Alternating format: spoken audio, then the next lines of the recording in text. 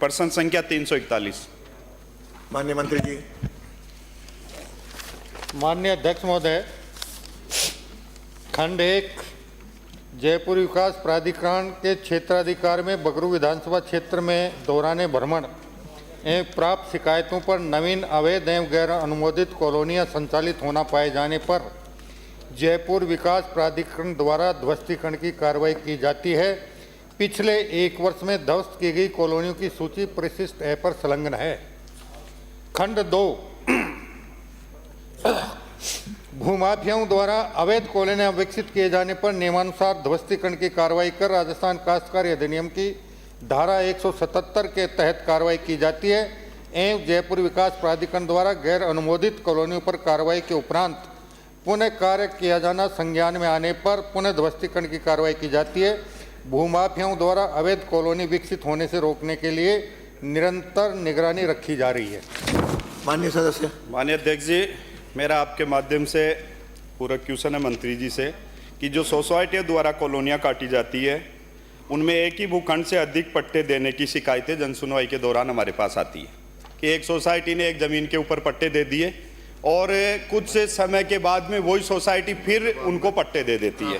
क्या इन सोसाइटियों के ऊपर सरकार कार्रवाई करने का विचार रखती है? मेरा पहला पूरा क्वेश्चन। माननीय मंत्री जी। माननीय अध्यक्ष महोदय, मैं आपके मार्फत सदन को और माननीय सदस्यों को अवगत कराना चाहता हूँ कि गृह निर्माण सहकारी समितियों का पंजीयन सहकारिता अधिनियम के अंतर्गत होता है और सहकारिता अधिनियम में पंजीयन होने के बाद उनकी अनियमितता पर कार्रवाई करने का कोई विशेष प्रावधान नहीं है।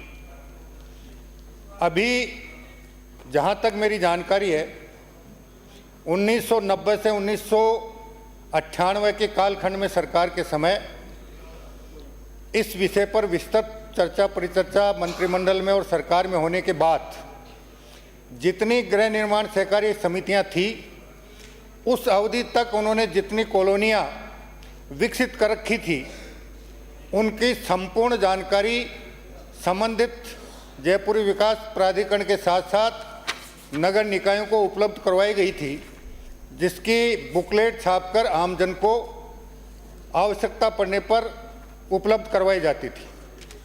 उसके बाद इस प्रकार की कोई कार्रवाई नहीं हुई और ये बिल्कुल सत्य है कि लगातार इस प्रकार की शिकायतें आ रही हैं कि एक एक प्लॉट के 2-2, 3-3, 4-4 पट्टे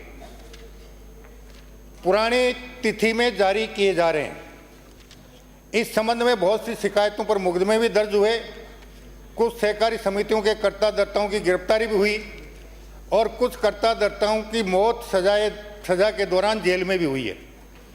अभी पिछले दिनों मेरी माननीय सहकारिता मंत्री जी से इस बात को लेकर चर्चा हुई थी, विभाग के अधिकारियों से भी इस बात को लेकर चर्चा हुई थी और जैसा माननीय मंत्री जी ने और विभाग के अधिकारियों ने मुझे बताया कि नया सहकारिता अधिनियम बनाने का कार्य चल रहा है और उसमें मैंने उनसे आग्रह किया है कि गृह निर्माण सहकारी समितियों पर अंकुश लगाने के लिए विशेष प्रावधान किए जाएं ताकि इस प्रकार की अनियमितता को रोका जा सके। माननीय अध्यक्ष जी, मैं माननीय मंत्री महोदय जी ने जो भी कार्रवाई अब तक इनके ऊपर की उसको विस्तृत जवाब को मैंने भी पढ़ा और उस जवाब से मैं संतुष्ट भी हूँ।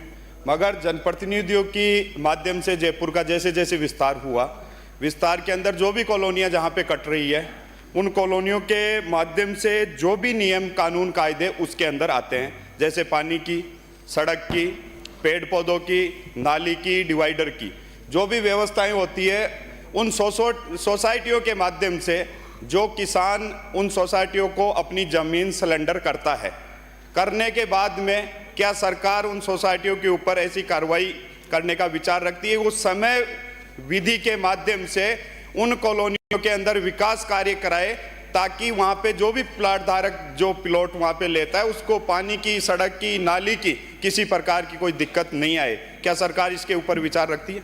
माननीय मंत्री जी। माननीय अध्यक्ष महोदय, मैं आपके मार्फत सदन को और माननीय सदस्य को बताना चाहूँगा कि निजी क्षेत्र में जो कॉलोनियाँ विकसित की जाती हैं वो 2 तरह की होती हैं। कुछ अच्छे गृह निर्माण सहकारी समितियां या अच्छे सद्भावी जो विकास करता हैं वो संबंधित नगर निकाय से अनुमोदन करवाने के पश्चात कॉलोनी विकसित करते हैं और उसमें सभी प्रकार की सुविधाएं समाहित होती हैं। लेकिन कुछ बिना अनुमोदन के कॉलोनी विकसित कर देते हैं और उसमें सुविधाएं नहीं देते हैं। वर्तमान नियम कायदे कानूनों के अनुसार जब तक अनुमोदन के लिए स्थानीय निकाय के पास कॉलोनी का आवेदन नहीं आता है तब तक इस संबंध में कोई विशेष कार्रवाई करने का हमें अधिकार नहीं है। लेकिन जैसा मैंने पूर्व में बताया कि जैसा मेरी सहकारिता मंत्री जी से और विभाग के अधिकारियों से चर्चा हुई है, नया सहकारिता अधिनियम मैं उम्मीद करूंगा कि 2025 में बनकर तैयार होकर गजट नोटिफिकेशन हो जाए और उसमें सहकारी समितियों के ऊपर अंकुश के लिए विशेष प्रावधान किए जाएं। उसके बाद निश्चित रूप से जो भी निजी विकास करता या कोई गृह निर्माण सहकारी समिति नई कॉलोनी विकसित करेगी उसमें उसको समस्त सुविधाएं विकसित करने आवश्यक होंगी और अगर वो नहीं करेगा तो विधि के अनुसार उसके खिलाफ कार्रवाई की जाएगी। माननीय मंत्री जी। धन्यवाद अध्यक्ष महोदय। माननीय मंत्री जी, ये समस्या केवल बगरू की नहीं है, ये लगभग पूरे राजस्थान के कई शहरों की है और केवल सहकारी समितियों के अलावा भी एग्रीकल्चर लैंड लेकर के प्लॉटिंग हो जाती है, मकान बन जाते हैं फिर सुविधाओं के लिए। तो ऐसा कोई नियम सरकार इस पर विचार करे कि इनको कैसे रोका जाए।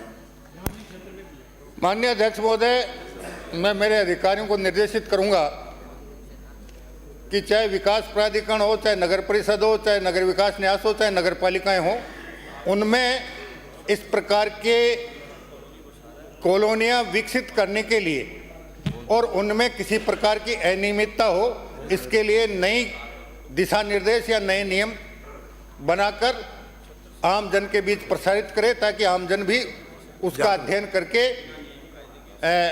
निजी विकास करता हुआ गृह निर्माण सहकारी समिति द्वारा जो बेईमानी की जा रही है उस बेईमानी से बचा जा सके। अगला प्रश्न।